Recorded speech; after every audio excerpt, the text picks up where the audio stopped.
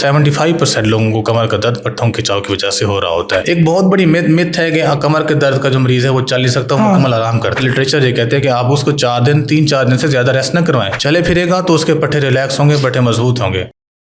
Doctor साहब, अगर सुबह उठते ही मतलब कमर ना अकड़ी हुई महसूस होती है, कैसे लगता है कि पता नहीं टूट गई है या क्या हो जाएगा, तो सीधा होना भी मुश्किल लगता है, मतलब खड़ा होता है तो खड़ा नहीं हुआ जाता। तो क्या ये रीढ़ की हड्डी का मसला हो सकता है? बिल्कुल, हमें जो कमर है, कमर के दर्द की वजूहात को समझने की ज़रूरत है। ज़रूरी नहीं है कि कमर का दर्द आपको रीढ़ की हड्डी की वजह से हो या आपको डिस्क की वजह से हो, जी आपको पट्टों के खिंचाव की वजह से भी हो सकता है।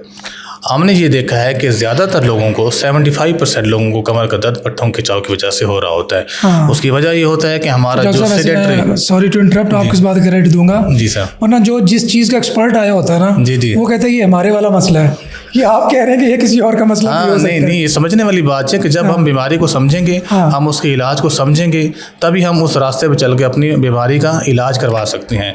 आप समझें कि जो कमर के दर्द के मरीज़ हैं, 90% लोग दवाइयों के साथ, फिजियोथेरेपी के साथ, लाइफस्टाइल मॉडिफिकेशन के साथ मुकम्मल ठीक हो जाते हैं। 10% लोग ऐसे बंदा आपके सामने बैठा है जी, वो अपना डिस्क बल्ज हुआ था जी, अगर आप इन हिदायत को फॉलो करते हैं जो डॉक्टर ने आपको बताई है, तो वो आप इन हिदायत को फॉलो करके अच्छा, आप कह रहे थे पट्टों का ये 75% पट्टों का खिंचाव हो सकता है। पट्टों का खिंचाव हो सकता है, उसमें हमारे विटामिन B12 की डेफिशिएंसी से हो सकता है, विटामिन D की डेफिशिएंसी से हो सकता है। अच्छा, आपके पुअर पोस्चरिंग की वजह से होता है, आपके सेडेंटरी लाइफस्टाइल की वजह से हो सकता है, आपके पट्टे अकड़ जाते हैं।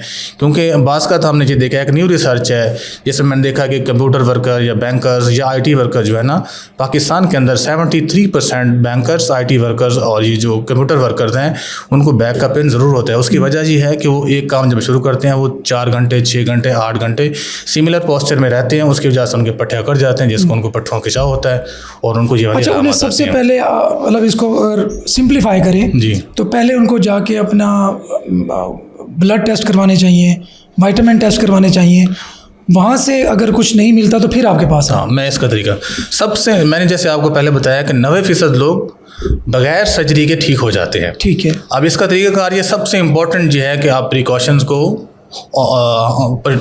को फॉलो करें, लाइफस्टाइल मॉडिफिकेशन करें।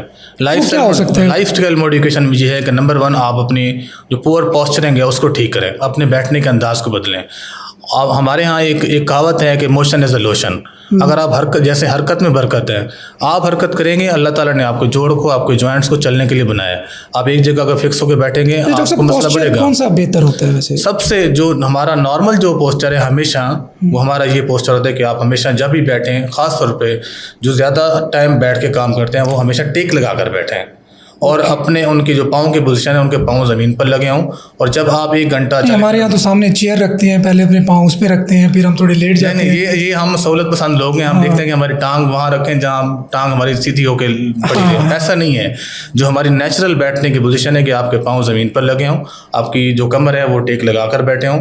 जब आप 30-40 मिनट काम करें, आप उठें, आप थोड़ी सी चहलकदमी करें, दोबारा आपके काम शुरू कर दें। अगर आप मुसलसल एक पोजीशन में बैठे रहेंगे तो आपके पट्टे अकड़ जाएंगे। अब मैं आपको बता रहा था लाइफस्टाइल मॉडिफिकेशन में ये चीज़। और दूसरी बात ये है कि आप वर्जिश की आदत बनाएं, हाइड्रेशन अपनी बेहतर करें, अपने न्यूट्रिएंट्स चेक करवाएं। जैसे आप ब्लड टेस्ट की बात करते हैं, विटामिन B12 है, विटामिन D हो गया। उसके बाद आप अब रेगुलर एक्सरसाइज को अपने मामूल का हिस्सा बनाएं। फिर ये है कि आप जो डॉक्टर दवाइयाँ बताता है वही दवाइयाँ इस्तेमाल करें। अगर आप सॉरी एक्सरसाइज भी साथ बता दें, ताकि हम चाह रहे हैं कि सोल्यूशन मिल जाए ना। आसान एक्सरसाइज ये है कि आप चहलकदमी करें, आप वॉक करें, ब्रिस्क वॉक करें। अगर आपको दर्द नहीं है तो ब्रिस्क वॉक के थोड़ा तेज चलें। एक बहुत बड़ी मिथ है कि कमर के दर्द का जो मरीज है वो चल नहीं सकता, मुकम्मल आराम करता है। बस उसको तो यही रिकमेंड किया जाता है कि चलो किताब ये कहती है, लिटरेचर ये कहते हैं कि आप उसको 3-4 दिन से ज़्यादा रेस्ट न करवाएं।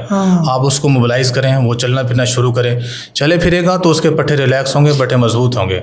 और पट्टे मजबूत करने की एक्सरसाइज करें। अगर आप लेटे रहेंगे तो आपके पट्टे वहीं जम जाएंगे और वहीं पे उनको, जैसे आप बता रहे हैं, सुबह उठेंगे तो फिर उनके पट्टे अकड़े होंगे, तो यही वाला मसला होगा उनको। अच्छा, अगर उनके ब्लड टेस्ट सब कुछ ठीक है तो देन वो आपके पास तशरीफ ले। अगर नहीं, आप जब आपको कमर का दर्द, मैंने पहले बताया, कमर का दर्द 4 हफ्ते से ज़्यादा हो तो आप न्यूरो सर्जन के पास लाजमी जाएं, ताकि वो उसकी अंडरलाइंग डिजीज़ को आइडेंटिफाई करे।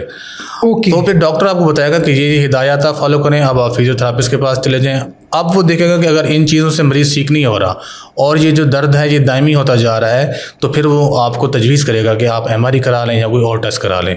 फिर उस MRI के ऊपर ही फैसला होगा कि आपकी बीमारी किस तरफ जाएगी, आया कि इलाज को बदलने की ज़रूरत है या इसी तरीके इलाज से आपको ठीक किया जा सकता है। जी।